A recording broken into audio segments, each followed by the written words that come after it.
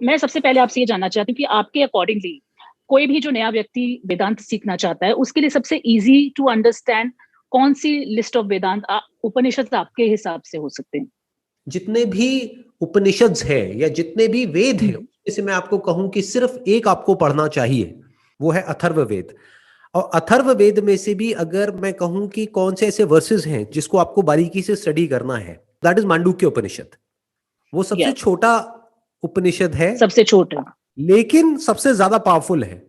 Crux of the matter जो है वो उसमें काफ़ी मतलब अंडरस्टैंडिंग है उसपे, राइट, तो है ना? अगर आप वो समझ गए तो बहुत सारे ऐसे भी मंत्र होंगे वेदों के जिनको आप बड़े हुँ, आसानी से रूल्ड आउट कर सकते हो, जिनको आप बड़े आसानी से ये कह सकते हो कि ये जो इंटरप्रेटर है, जिसने भी इसको इंटरप्रेट किया है अपने तरीके से, फिर चाहे हिंदी में किया है, चाहे इंग्लिश में किया है, चाहे किसी भी लैंग्वेज में किया है, बड़े आसानी से देख लोगे कि अच्छा यहाँ पर मिलावट हुई पड़ी है, क्योंकि it um, is not in um. Line with the Mandukya Upanishad. जी, जी, जो मांडुक्य जी। उपनिषद में कहा गया है, अगर उसको आपने बारीकी से समझ लिया है और उसको साउंड ऑफ साइलेंस से अच्छे से रिलेट कर लिया है, एंड साउंड ऑफ साइलेंस को एक्सपीरियंस करके आपने ये भी देख लिया है कि जो बात कही जा रही है वो इसके बारे में है, एंड अगर यही आत्मा है, तो the concept of rebirth is not possible um, there, क्योंकि कहीं ट्रू, कोई ट्रू। सेपरेशन है ही नहीं। ये चीजें हमको बारीकी से समझ आने लग जाती हैं जब हम इसको समझ लेते हैं।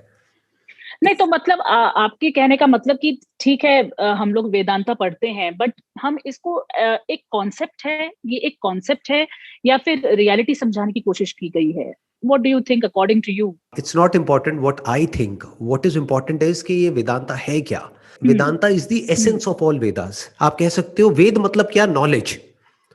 हुँ, knowledge is not your knowledge और my knowledge, knowledge is not um, Indian knowledge और European knowledge for that matter. Knowledge is knowledge. Um, जी, नॉलेज मतलब क्या, वो ज्ञान जो इंसान के लिए बेनिफिशियल है। अब हुँ, ज्ञान दो तरीके का है, एक है जिसको हम साइंस बोलते हैं, जिससे कि हम दुनिया में रह करके कुछ कर सकते हैं, जी, प्रॉस्पर कर सकते हैं, आगे बढ़ हुँ, सकते हैं, इन्वेंशंस कर सकते हैं। वेद मतलब क्या, नॉलेज। जैसे आयुर्वेद, ओ ओके, आयुर्वेद का मतलब क्या हुआ कि related to Ayush, Ayush in the sense के हुँ, गुड हेल्थ, हेल्थ से रिलेटेड जो नॉलेज है। ऐसे ही वेदों के अलग अलग एस्पेक्ट्स हैं रिगार्डिंग अलग अलग फील्ड्स। उसमें जो हुँ, सुप्रीम नॉलेज है वेदों में, जो वेदांत जिसको बोलते हैं, दैट इज आत्मज्ञान। ओके, नाउ व्हाट इज आत्मज्ञान, नॉलेज अबाउट द सेल्फ। इससे ऊपर सेल्फ कोई हुँ, नॉलेज नहीं है। तो यहां पर किसी हुँ, का कोई कॉन्सेप्ट नहीं है, this is not a concept, hmm, this is the hmm, reality which was seen as it is and which can be verified by anybody and everybody, no matter who that person is. हजारों साल पहले हुँ, जो लिखा गया है वेदों में या उपनिषद्स में, उसको हम आज भी बड़े आराम से वेरीफाई कर सकते हैं, अगर कोई वेरीफाई करने वाला हो तो। उसी को साइंस कहेंगे ना। तो it is the science of हाँ, द सेल्फ। और जो हमारी एक्सटर्नल साइंस है वो कभी भी वहां तक नहीं पहुंच सकती। क्यों? क्योंकि it true, is always observing. So there is always an observed जिसके हुँ, ऊपर सारा ध्यान है। Um, um, observing through an instrument, observing through the eyes, observing through the senses, या फिर इन सेंसेस को हम और डेवलप कर देते हैं जिसमें हम बोलते हैं कि और इंस्ट्रूमेंट्स हमने ऐड कर दिया, उसके थ्रू हम ऑब्जर्व कर रहे हैं। बट हाँ साइंस जी, is always about the observed phenomena, not the observer for that matter. Um, um, um, तो ये जो वेदांता है, जिसको बोलते हैं हाईएस्ट नॉलेज, जिसको जानने के बाद में और कुछ जानना बाकी नहीं रह जाता है, that is knowledge of the self. Yes, जिसने खुद को जान लिया उसने सब कुछ जान लिया। तो ये कोई पॉइंट ऑफ व्यू नहीं है, ये कोई कॉन्सेप्ट नहीं है, ये रियलिटी है। और जो है सो एज इट इज है। बट इसको समझने के लिए नाउ कम्स द क्वेश्चन कि इसको कैसे समझा जाए। पॉइंट ये नहीं है कि जो मांडुक्य उपनिषद में कहा गया है वो सही है या नहीं है। हुँ, हुँ, पॉइंट ये है कि हम कैसे समझें कि वो जो बात कही गई है हुँ, उसको कैसे समझें, कैसे उसको वेरीफाई करें, या हमको कैसा माइंड चाहिए उस बात को समझने के लिए। क्योंकि जिन ऋषि मुनियों ने वो बात कही है, उनकी अंडरस्टैंडिंग एक लेवल पर थी जिसके बेस पर उन्होंने वो बात कही है। तो अब कैसे समझा जाए, उसको समझने का सिर्फ एक तरीका है जो आज के टाइम में ऑलमोस्ट नेक्स्ट टू इम्पॉसिबल है। वो है you um, need to um, be free from raag and dvesh. That means you need to okay, be free from craving and aversion. कि आपकी माइंड में बहुत ही कम थॉट्स हों किसी भी तरह के, तब जो रियलिटी जैसी होगी वैसी आपको दिख जाएगी. But if you are full of cravings and aversions and fears and greed and so-called attachments, this is mine, this is not mine, ये जो मेरा है चला गया तो क्या होगा, ये क्या होगा, वो क्या होगा, डेथ, ये वो. अगर कभी आप बारीकी से अपने माइंड को ऑब्जर्व करेंगे तो आप देख लेंगे कि इसमें कभी ना कभी कोई ना कोई थॉट चलते ही रहते हैं, और उसकी जो जड़ होती है दैट इज राग एंड द्वेष. या तो आपको किसी ना किसी पर्सन से या किसी चीज से नफरत होती है, उससे रिलेटेड थॉट चलते रहते हैं माइंड में, या कोई बहुत ज्यादा पसंद होता है या आप चाहते हो अंदर से, वो थॉट चलते रहते हैं. तो हाँ जी, मतलब खाली नहीं होता कभी, खाली नहीं होता है, कुछ ना कुछ. तो अब कौन एलिजिबल है मांडुक्य उपनिषद को समझने के लिए, that is a big question. हाँ जी, या तो अगर आप अथर्ववेद को स्टडी करेंगे तो वहां पे स्टेप बाय स्टेप बताया गया है कि बेसिकली क्या स्टेप्स हैं जिसके बाद में जाकर के एक पर्सन एलिजिबल होता है उसको स्टडी करने के लिए. अगर शॉर्ट में आपको बताऊं तो वो स्टेप्स ये है कि जब आपको समझ आ चुका है कि इस दुनिया में जो भी करने लायक है वो सब मैंने कर लिया है, कुछ नहीं बचा है करने के लिए, in terms of success, in terms of achievement, in terms of experiences, in terms of anything. जब आपको समझ आ गया है कि अब और कुछ नहीं है, that is more like a repetition, कि एक साइकिल में मैं गोल गोल गोल गोल घूम रहा हूं, कि अब इसके बियॉन्ड और कुछ नहीं है जो इस दुनिया में किया जा सकता है, तो उसको बोलते हैं वैराग्य. कि अब आपको इस दुनिया में कर तो रहे हो अपने जो भी काम है करने वाले, जो भी आपकी ड्यूटीज है उसको परफॉर्म कर रहे हो, बट आपको समझ आ गया है कि उसका अपने आप में कोई मीनिंग नहीं है, अब उसमें आपका एक्चुअल में कोई इंटरेस्ट नहीं है, you are just doing it for the heck of doing it, कि ठीक है करना है तो आई एम डूइंग इट. और जब आपके अंदर से क्वेश्चन उठता है कि is there something more to life, क्या कुछ और भी है या यही सब है, कि खाना पीना निकालना फिर मर जाना चले जाना ये वो व्हाटएवर, कुछ और भी है. And when you are so curious and you are free from all those desires and fears and aversions and all those things, तब आप एलिजिबल हो जाते हो ये स्टडी करने के लिए. फिर जब आप बैठ के इसको स्टडी करोगे और साइलेंस में आराम से कई कई घंटों तक बैठ करके आराम से ऑब्जर्व करोगे, क्योंकि कोई थॉट ही नहीं होगा इस दुनिया से रिलेटेड, क्योंकि इस दुनिया में इंटरेस्ट ही नहीं है. आप समझ गए कब नहीं है इंटरेस्ट, जब कर रहे हो कोई काम तब तो है. फॉर एग्जांपल अपने बच्चों का ध्यान रख रहे हैं तो उस वक्त तो इंटरेस्ट है, पूरे अच्छे से ध्यान रख रहे हैं, बट रख लिया ध्यान, अब वो बच्चे बिजी हैं अपना कोई क्लासेस में या खेल रहे हैं कुछ है, अब आप अकेले हैं, राइट. आपके हस्बैंड अपना अलग बिजी हैं, तो अब क्या करेंगे, अब आप अकेले में बैठे हैं, अब अपने को जान देख रहे हैं कि क्या कहा जा रहा है, अपने से बात कर, सब कुछ जो कहा जा रहा है वो आपके बारे में कहा जा रहा है, आपसे आपके बारे में कहा जा रहा है वहां पर. नाउ यू विल सी कि भाई क्या कहा जा रहा है, किस स्टैंड पॉइंट से कहा जा रहा है. Let me see that, let me verify it, कि बात सही है या एक कॉन्सेप्ट है या किसी की इमेजिनेशन है. Let me find it out, क्या कहा जा रहा है. ना अंतः प्रज्ञम, ना बहिष्प्रज्ञम, ना उभयतः प्रज्ञम, ना प्रज्ञान घनम, ना प्रज्ञम, ना प्रज्ञम, ये क्या है, व्हाट डज इट मीन. हर चीज को मना कर दिया गया है. शांतम शिवम अद्वैतम चतुर्थम मन्यन्ते, इसका मतलब क्या है, ये क्या है, किस लेवल की बात करी जा रही है. तो फिर तो उसके लिए you have to sit with yourself and उसके लिए you have to be free from everything related to this world.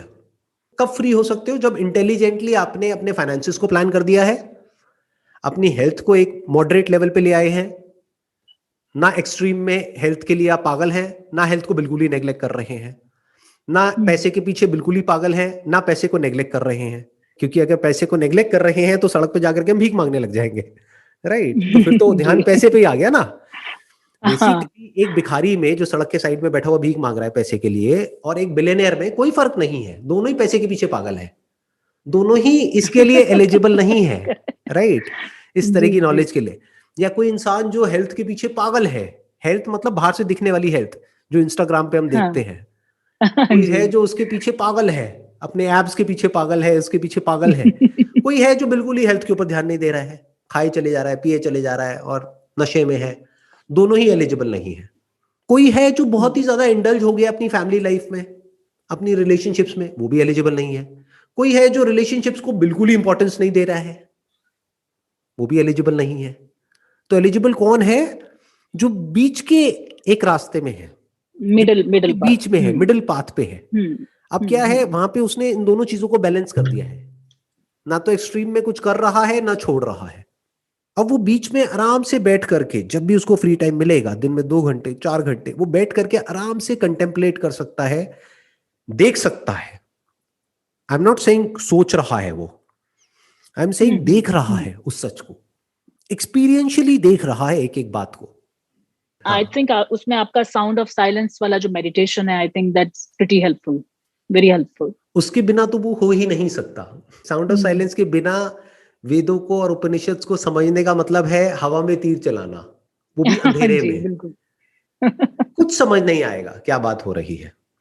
तो दो अलग अलग चीजें हैं, एक है experience of the sound of silence, एक है अंडरस्टैंडिंग ऑफ द सेल्फ। ये दोनों साथ साथ चलती है। मतलब बिल्कुल साइकिल जैसे, एक बाइसाइकिल है, उसके 2 व्हील्स हैं, तो ये दोनों व्हील्स इंपॉर्टेंट है।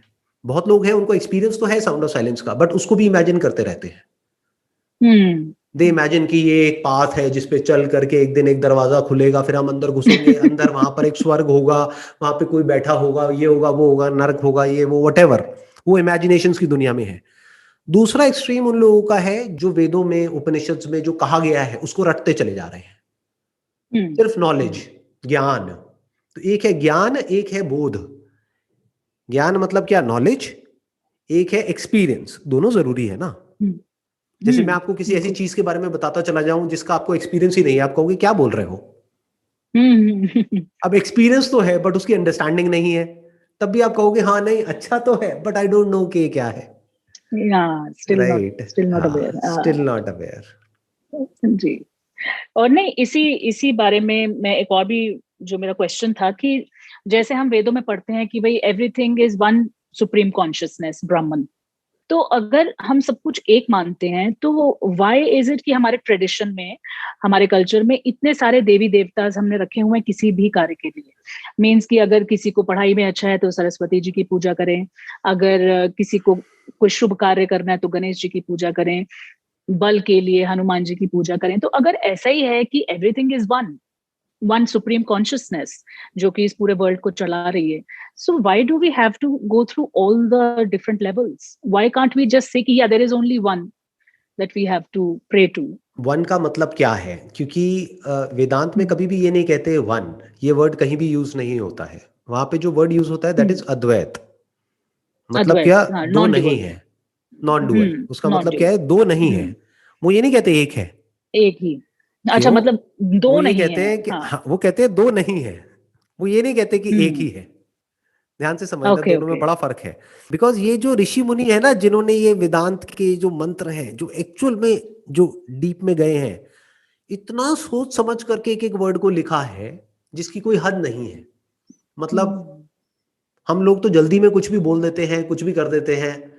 वो लोग एक एक वर्ड के पीछे इतना डीप में गए हैं, इसीलिए उन्होंने बोला अद्वैत, यानी क्या? दो नहीं है। तो क्या है? क्या एक है? उन्होंने तो नहीं कहा कि एक है, ये तो हम खुद अज्यूम कर रहे हैं। एक है तो ये दुनिया में इतना सब कुछ कैसे दिख रहा है? जैसे आपने क्वेश्चन पूछा कि इतने सारे देवी देवता क्यों, तो वो क्या कह रहे हैं? दो नहीं है। मतलब क्या?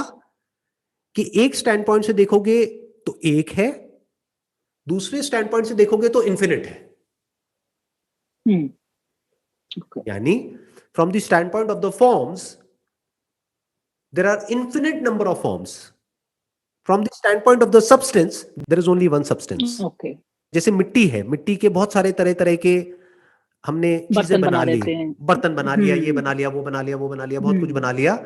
तो वो क्या कह रहे हैं कि एक नहीं है, क्योंकि बहुत सारे बर्तन हैं। तो हम ये नहीं कह सकते कि एक ही है, नहीं तो आदमी सामने से यही कहेगा ये एक कहाँ है, ये तो बहुत सारे हैं। हाँ जी जी। वो क्या कह रहे हैं? दो नहीं है। क्या आप इन दो को अलग अलग समझ रहे हो? दो नहीं है यानी मिट्टी का बर्तन और मिट्टी दो नहीं है, एक ही है। उस स्टैंड पॉइंट से अगर आप देखेंगे तो आपको समझ आ जाएगा कि मिट्टी एक है, बर्तन अनेक है। मिट्टी एक है, बर्तन अनेक है। तो अगर हम इस बात को बारीकी से समझ गए हैं तो परमात्मा एक है, यानी हर फॉर्म में परमात्मा ही है। तो अब किसी भी फॉर्म की पूजा करो ना, पहाड़ में भी परमात्मा है, धरती में भी परमात्मा है, जल में भी परमात्मा है, अग्नि में भी परमात्मा है, वायु में भी परमात्मा है, आकाश में भी परमात्मा है। जो कुछ है वो सब कुछ ही परमात्मा है। तो कहीं भी पूजा करो, किसी की भी करो, कैसे भी करो, फिर चाहे आप गणेश जी की करो, चाहे भगवान शिव की करो, चाहे देवी की करो, चाहे देवता की करो, आप समझ रहे हैं? हाँ जी, मगर ऐसे हाइट मतलब ऑफ लोगों नॉलेज, हाँ, this is the pinnacle of knowledge, क्योंकि किसी को नहीं छोड़ा है हमारे हाँ, क्योंकि हम इसमें। लोगों को ऐसा लगता है ना कि हमारे वाले बेटर हैं, आपके वाले कम हैं। सो डू यू थिंक कि अगर कोई वेदांता के थ्रू जाता है या पढ़ता समझता है, डू यू थिंक कि उसकी वो जो भ्रांति है वो खत्म हो सकती है? डू यू पूरी थिंक तरह that can say be helpful? पूरी तरह से खत्म हो सकती है। और ये भी एक गलत फहमी है, लोग क्या समझते हैं वेदांता को स्टडी करने के बाद में हम बिल्कुल ही नॉन रिलीजियस हो जाएंगे, जबकि हाँ जी, ऐसा नहीं है।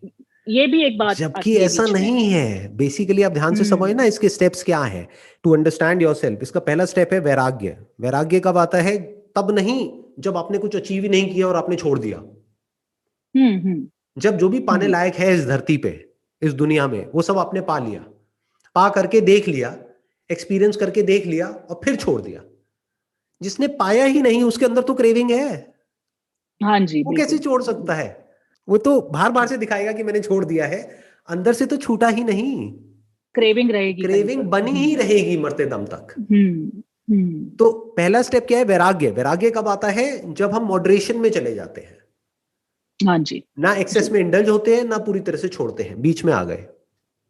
इसीलिए पहले के जमाने में जितने भी ऋषि मुनि थे वो सब ज्यादातर गृहस्थ थे, हम्म। यानी कि हम्म। उनकी अपनी एक फैमिली थी और वाइफ थी, बच्चे थे।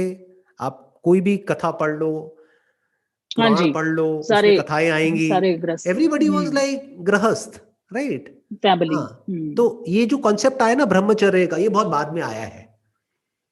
तो आई नॉट गो इनटू सन्यासी इट कि होने वो का। कब आया, कैसे आया, क्या आया। हम्म। दैट इज अ डिफरेंट हाँ स्टोरी जी। ऑल टुगेदर, अभी हम वहां नहीं जाते। बट द पॉइंट इज, हाँ जी। जो समझने वाली बात है वो ये है कि जो एक्चुअल में जो वेद और उपनिषद जहां से आए हैं, वो लोग वो थे जो बहुत ही सिंपल लाइफ जीते थे।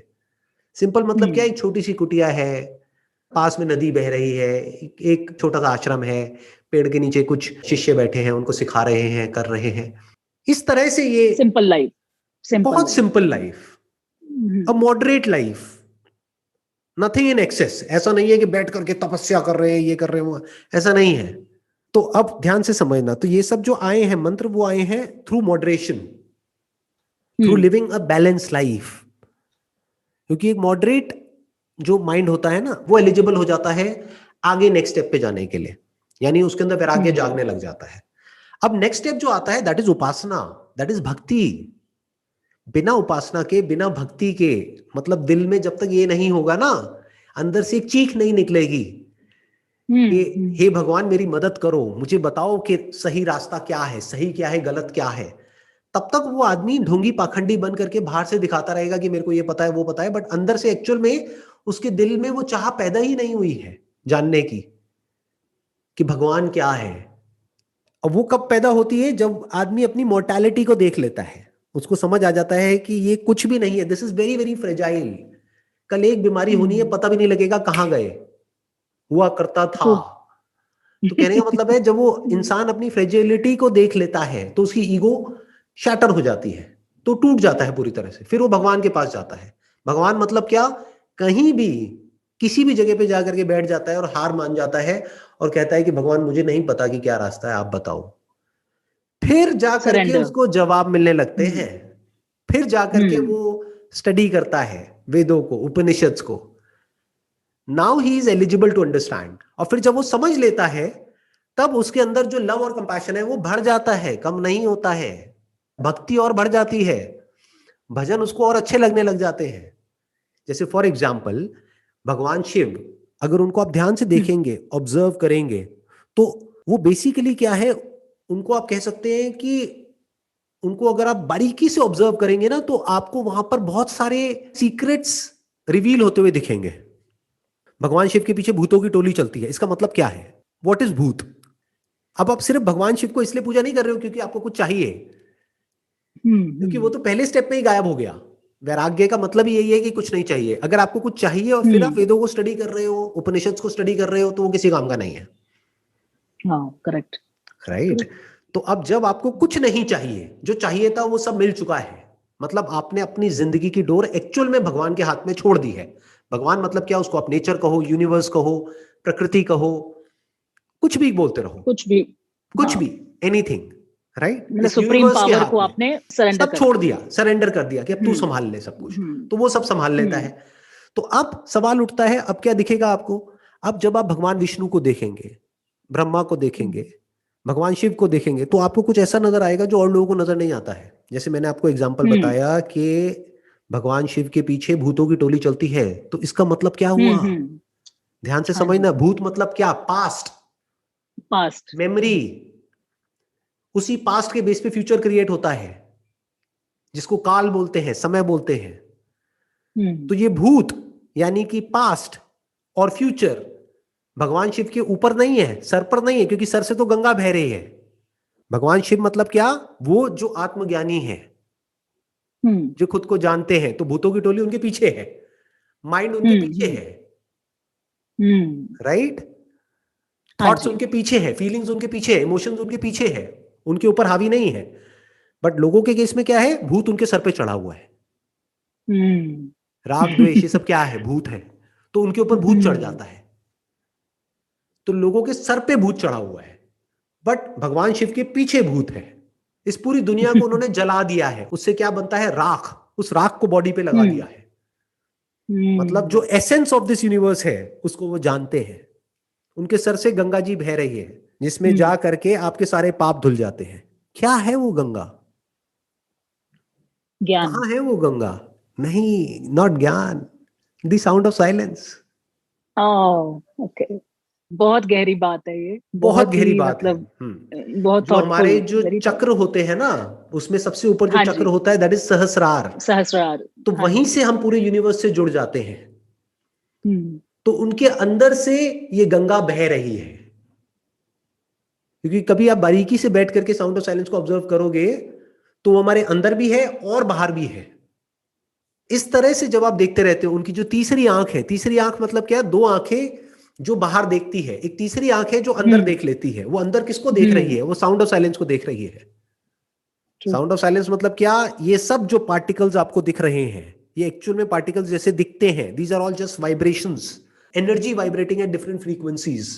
तो इन सबकी रियलिटी क्या है? These are all just waves. और ये सब वेव्स किसके ऊपर टिकी हुई है? इन सब का अधिष्ठान क्या है? यानी ये सब वेव्स, यानी जो भी पार्टिकल है, ये पूरा यूनिवर्स है, ये पूरी दुनिया है जो आपको दिखती है, सुनाई देती है, फील होती है, ये सब किस पे टिकी हुई है? ये सब वेव्स है। ये वेव्स टिकी हुई है साउंड ऑफ साइलेंस के ऊपर। That is the ground for all of this. तो इस तरह से जब आप देखते हैं तो वही गंगा जी जो उनके सर से निकली, और वो आपने विष्णु भगवान को देखा होगा कि जब वो बैठे हैं तो चारों तरफ पानी ही पानी है। हाँ जी, हाँ जी, तो हाँ, ये करेक्ट करेक्ट। बहुत गहरी बात है जिसको समझाया जा रहा है, बहुत गहरी। बहुत बहुत बहुत प्यारे तरीके से आपने समझाया, beautiful. It couldn't have been better than this. अब तो जब भी मैं शिव जी की फोटो देखूंगा, I will have this thing in my mind all the time. Very very nice. आप तभी मैंने बोला ना, आपका जो जो क्लैरिटी ऑफ थॉट है ना, to explain things is so beautiful, कि जिसको ना भी समझ में आ रहा हो ना, उसको भी समझ में आ जाएगा।